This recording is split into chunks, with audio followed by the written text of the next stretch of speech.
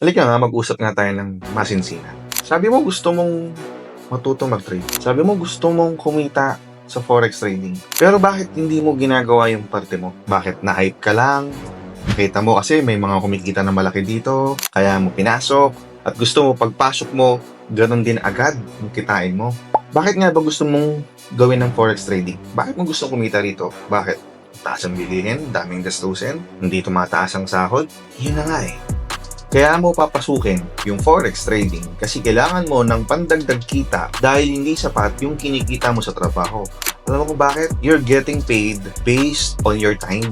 Kung gusto mong makaipon ng malaki, kung gusto mong kumita ng malaki, dapat yung ginagawa mo is something that will make you money based on your performance, based sa galing mo, based sa sipag mo. Because, real talk, kahit ano namang sipag mo sa trabaho mo, you're not getting paid naman kung kahit gaano ka kasipag or gaano kagaling sa trabaho mo. You're getting paid based sa oras na ibinibigay mo sa trabaho mo. Huwag kang mayayabangan, huwag kang mag-hate, ha? I mean, mas mabuti nang sa akin mo marinig to, mas mabuti nang ma-realize mo ngayon pa lang, kesa naman ma-realize mo yan pagdating ng panahon na desperado ka na dahil sa sitwasyon na kinahaharap mo. Kung gusto mong kumita sa mundo ng forex trading, kailangan mong trabahuhin pa rin to. Kailangan mong pag-aralan ng matindi. Sleepless nights, sunugan ng kilay, practice, backtesting, mahabang patience, at higit sa lahat, kailangan mo ng pera. Kailangan mo ng pera para kumita ng pera sa trading. Hindi ito gaya ng trabaho na effort lang ang puhunan, pwede ka nang kumita. Sahod ang tawag doon. Dito, kikitain mo dito is based sa performance mo kung paano mo palalaguin yung pera mo. Sa YouTube, sobrang dami ang tuturo dyan. Magagaling. Ako, nagsimula ako sa YouTube lang. Libre lang.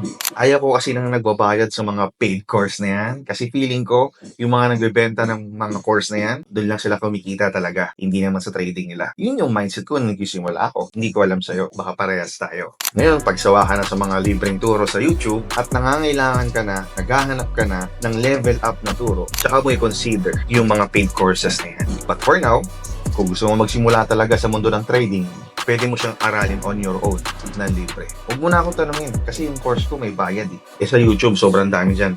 Libre pa. Mas magagaling pati. Ako, ang ma-offer ko lang naman sa'yo bukod sa course ko na may bayad is yung kapugian ko. Kaya pa naging estudyante kita, i-real talk kita palagi. Hindi uubra sa akin yung gusto mong kumita agad ng malaki nang wala ka nang gagawin. Gusto mo shortcut, yung kulang na lang gusto mo ako na yung mag-trade para sa'yo. Walang ganun, bro. Walang ganun, bro. Walang ganun, bro. Kung meron ganun, ibibigay ko dala sa'yo yung profit diretso na para di na ako mahirapan. At hindi ka na rin maghintay. But kidding aside, simulan mo sa sarili mo. Aralin mo. Take your time. Huwag kang magmadali. And trust me, yung future self mo at yung future ng family mo, ang manginginabang ng sisimulan mo ngayon. Huwag nang tatamad-tamad. Huwag nang puro excuses. Alam mo, lahat ng excuses mo, sabihin mo na ngayon nang maubos na para magsimula ka ng trabahuhin yung dapat mong trabahuhin noon pa. Para naman makuha mo yung totoong deserve mo. Sa paano? Kilos na. Huwag patagalin. Pogi ko talaga.